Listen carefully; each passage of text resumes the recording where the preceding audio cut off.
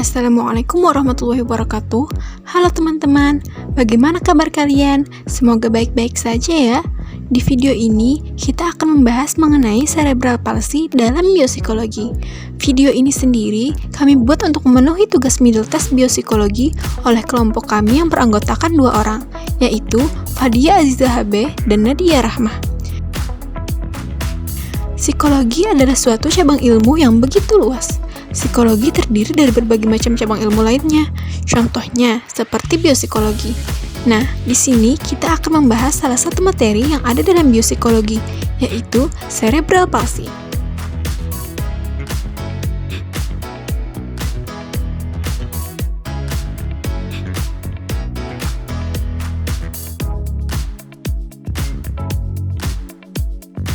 Apa sih cerebral palsy itu? Cerebral palsy ialah kelainan yang disebabkan oleh kerusakan otak yang mengakibatkan kelainan pada fungsi gerak dan koordinasi, psikologis dan kognitif sehingga mempengaruhi proses belajar mengajar.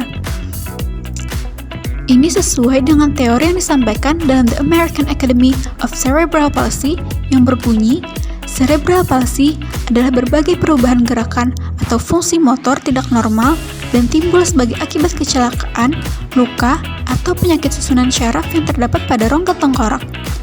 Dari pengertian tersebut, cerebral palsy dapat diartikan gangguan fungsi gerak yang diakibatkan oleh kecelakaan, luka, atau penyakit susunan syaraf yang terdapat pada rongga tengkorak. Dalam teori lain, yaitu menurut Suharto, cerebral palsy terdiri dari 2 kata, yaitu cerebral yang berasal dari kata cerebrum yang berarti otak dan palsy yang berarti kekakuan. Jadi, menurut arti katanya, cerebral palsy berarti kekakuan yang disebabkan karena sebab-sebab yang terletak di dalam otak. Istilah cerebral palsy sendiri dipublikasikan pertama kali oleh William Little pada tahun 1843 dengan istilah cerebral diplegia sebagai akibat dari prematuritas atau asfiksia neonatorium. Dan istilah cerebral palsy diperkenalkan pertama kali oleh Sir William Osler. Istilah cerebral palsy dimaksudkan untuk menerangkan adanya kelainan gerak, sikap, ataupun bentuk tubuh, gangguan koordinasi yang disertai dengan gangguan psikologis dan sensoris yang disebabkan oleh adanya kerusakan atau kecacatan pada masa perkembangan otak. Materi selanjutnya ialah mengenai karakteristik cerebral palsy. Karakteristik anak yang mengalami cerebral palsy dapat dilihat dari ciri-ciri yang tampak pada anak-anak pengidap cerebral palsy.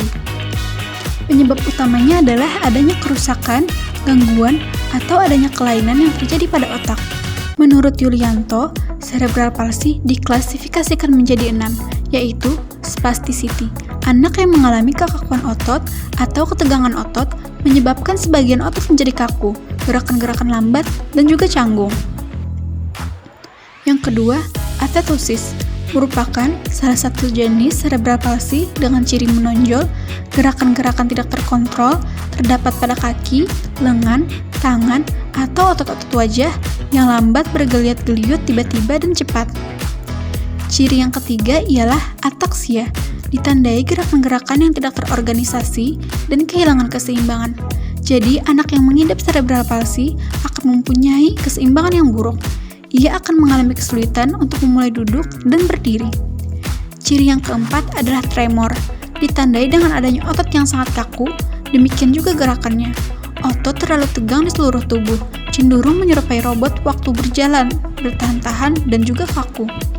Kelima, rigidity, ditandai dengan adanya gerakan-gerakan yang kecil tanpa disadari, dengan tanpa irama tetap, lebih mirip dengan getaran.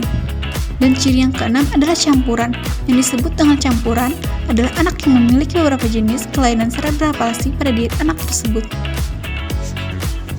Adapun karakteristik cerebral palsy sesuai dengan derajat kemampuan fungsional, yaitu golongan ringan. Cerebral palsy golongan ringan umumnya dapat hidup bersama anak-anak sehat lainnya. Kelainan yang dialami tidak mengganggu dalam kegiatan sehari-hari maupun dalam mengikuti pendidikan. Yang kedua, golongan sedang. Cerebral palsy yang termasuk sedang sudah kelihatan adanya pendidikan khusus agar dapat mengurus dirinya sendiri, dapat bergerak atau bicara. Anak memerlukan alat bantuan khusus untuk memperbaiki pola geraknya. Kemudian yang ketiga adalah golongan berat. Cerebral palsy yang termasuk berat sudah menunjukkan kelainan yang sedemikian rupa, sama sekali sulit untuk melakukan kegiatan dan tidak dapat mungkin hidup tanpa bantuan orang lain.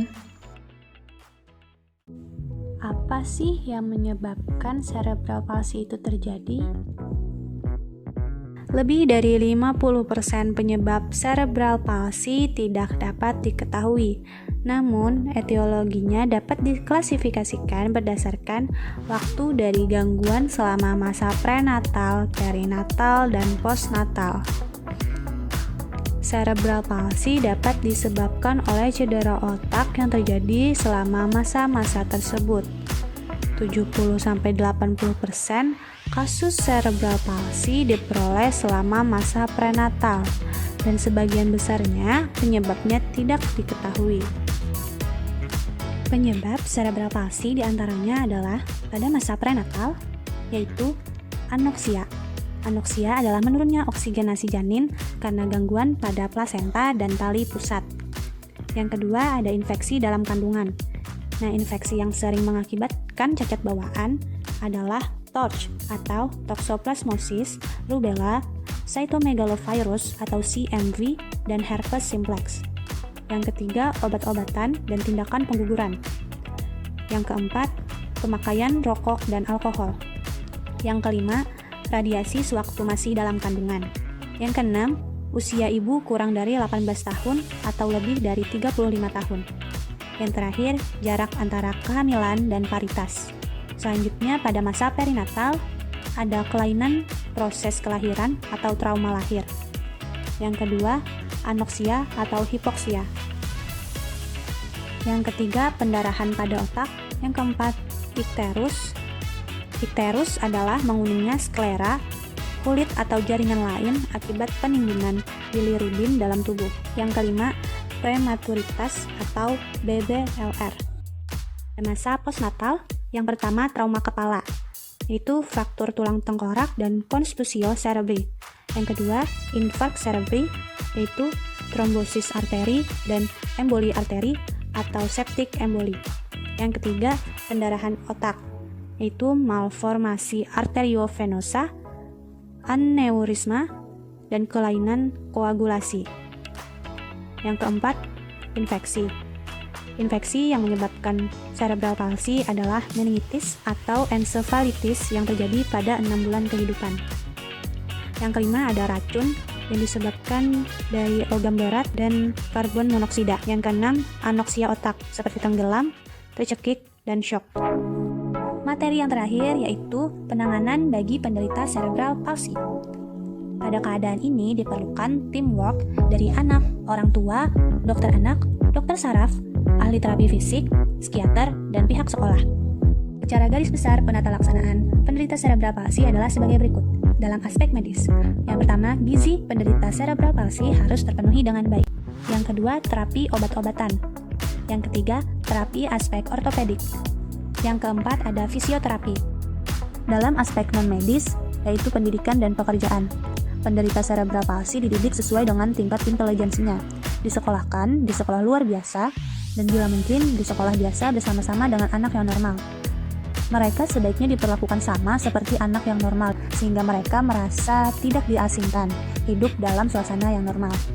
Orang tua janganlah melindungi anak secara berlebihan. Prospek untuk pekerjaan saat anak sudah melewati bangku sekolah harus dipikirkan dan direncanakan matang-matang. Itulah hasil pembahasan kami mengenai cerebral palsy dalam biopsikologi. Semoga apa yang kami presentasikan di video ini dapat bermanfaat untuk teman-teman. Sekian, terima kasih. Assalamualaikum warahmatullahi wabarakatuh.